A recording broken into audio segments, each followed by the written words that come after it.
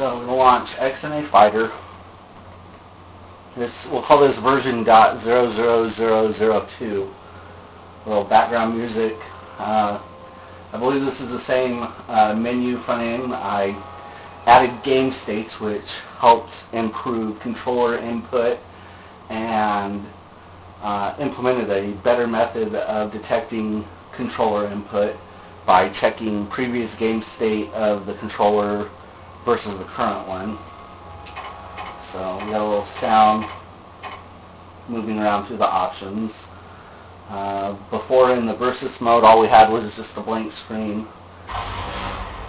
Now we got a little more. Now I actually have a flying ship. You might ask, well, what are you doing with a flying ship? Well, I wanted to import a model into the game and make it move around in 3D space. So I got me this nice little ship off the internet and imported it in. And the real challenge here was figuring out how to get it to move in 3D space properly, and what you might call that is arbitrary axis rotation. Rather than rotate around the world coordinates X, Y, and Z, I want it to rotate based on the current position of the ship's X, Y, Z, and to do that we used Quaternions, a little extension instead of just using matrices, and it turned out to work quite well. And the Quaternions also help with the thrust. So I have a little zoom function here. As you can see through the ship in parts, and that's I don't know if you'd call it a bug, but using sprites on the main page causes the alpha channel to render weird on 3D models or anything drawn in 3D. So I've already found the fix, just have yet to implement it. Got a little sound, got a little rumble going on here. I can always warp back to the beginning.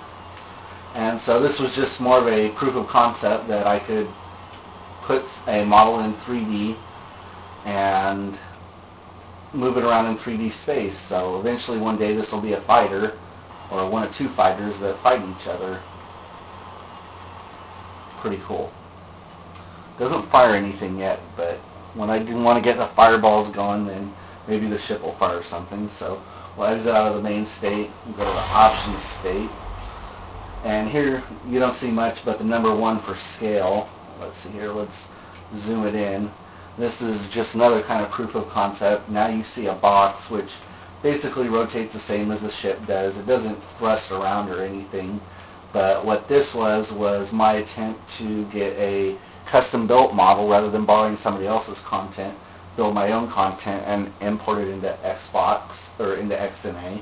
And so I built the simplest thing possible. I built a cube in, I think it was Maya, and used an FBX exporter and exported this cube model and then incorporated it into my game.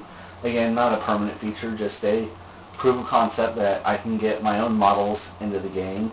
Of course, I'll have to come up with a better model at some point than this, but